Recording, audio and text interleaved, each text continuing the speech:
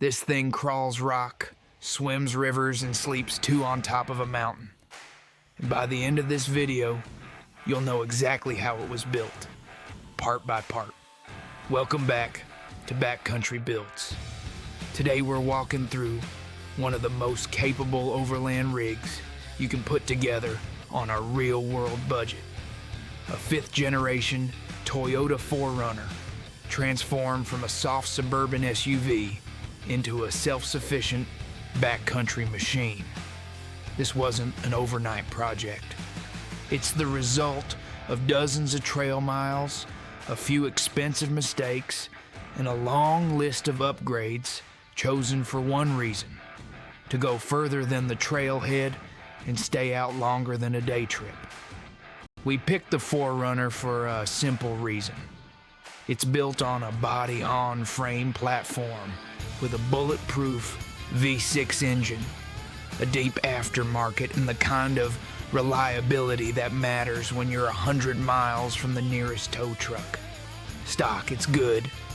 Built right, it's unstoppable. So here's the plan. We'll cover what the truck couldn't do out of the box, every key modification that fixed it, and then we'll put it to the test on terrain that ends most builds. Let's get into it. Before we talk about what we added, you have to understand what we were fighting against.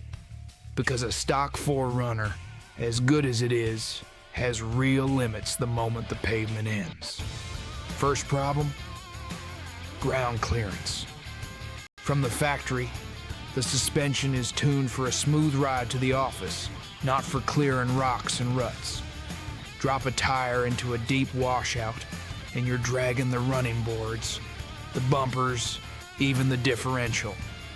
Every scrape is a chance to crack something that strands you out there. Second problem: the tires. Factory all-season tires are fine on wet asphalt and useless in mud, sand, or over-sharp rock. The sidewalls are thin, the tread packs with dirt, and one bad rock edge can slice a tire and cost you the whole trip. Third problem: protection. Underneath a stock 4Runner is a lot of exposed expensive hardware.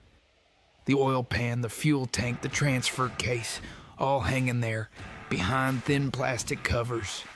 One hidden rock and you're leaking fluid in the worst possible place. And finally, self-sufficiency. Out of the box, this is a day trip vehicle.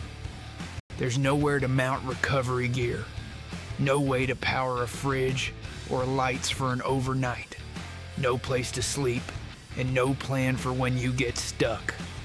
And on real trails, you will get stuck. So the goal of this build was clear: lift it to clear obstacles, wrap it in armor so nothing vital gets hit, put real tires under it, and turn it into a rig that can carry everything you need to spend nights in the backcountry and recover itself when things go wrong. Here's exactly how we did it. Let's start from the ground up with the suspension. We added a 3-inch suspension lift built for load, not just looks. Heavier coils up front to carry the weight of the armor and gear, matched shocks at all 4 corners, and the result is a truck that clears obstacles a stock rig would belly out on, while still riding comfortably loaded down for a week on the trail.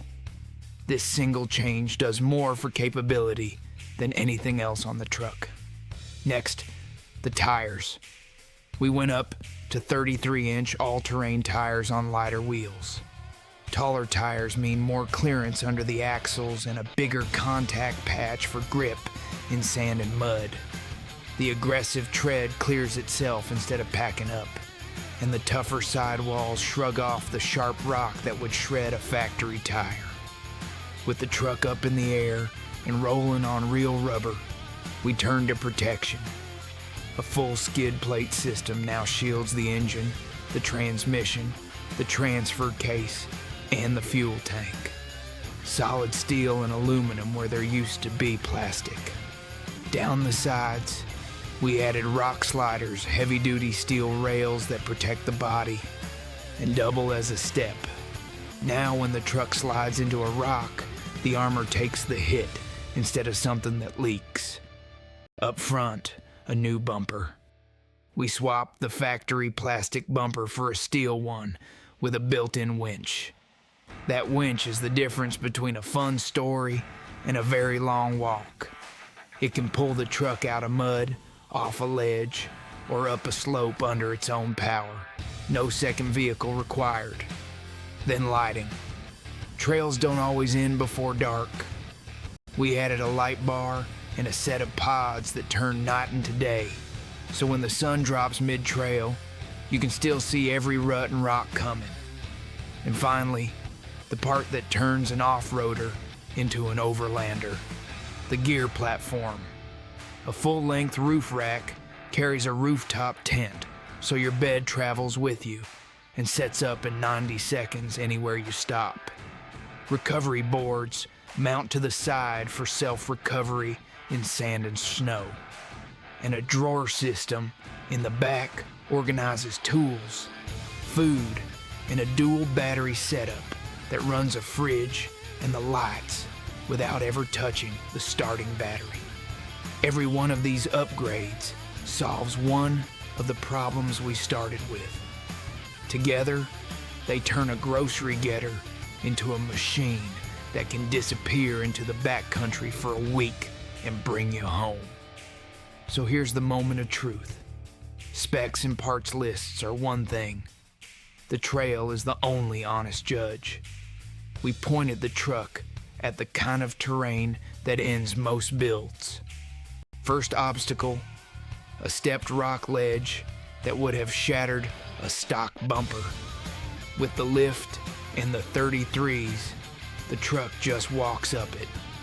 One tire lifts off the ground, the suspension articulates, the skid plates kiss the rock, exactly what they're there for, and it keeps climbing.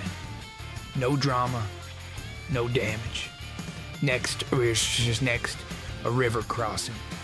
Water comes up over the tires and pushes against the doors. This is where most people turn around. But with the height we built in and the recovery gear standing by, the truck pushes a clean wave across and climbs out the far bank, dripping but unbothered. And then the climb out. A steep, loose grade where momentum is everything. This is where the tires earn their money, clawing for grip while the engine pulls hard. Halfway up, there's a soft spot that would bog a stock rig for good. The truck digs, finds traction, and crests the top. That's the whole build, proven in about 90 seconds of trail. Every part we bolted on had a job, and out here every one of them did it. This is the difference between a truck that looks capable in a parking lot and one that actually is when it counts. So let's step back and look at what we actually built. We took a capable but limited factory SUV and gave it the clearance to crawl, the armor to survive the hits, the tires to grip anything, the recovery gear to get itself unstuck, and everything you need to live out of it for a week at a time. The result isn't just a tougher truck, it's freedom. The ability to point at a line on the map most people never reach, drive there, sleep there, and make it home. That's the whole point of a build like this. Not the parts themselves, but everywhere they let you go. And the best part, you can build this in stages. Start with the tires and a lift, add armor when you can, and grow it over time. Every single upgrade we covered today is linked in the description below, in the order we'd add them. If this build got you fired up, smash that like button and subscribe. We put out a new build every week. And drop a comment. What's the one mod you'd add first? We read every one. See you on the next trail.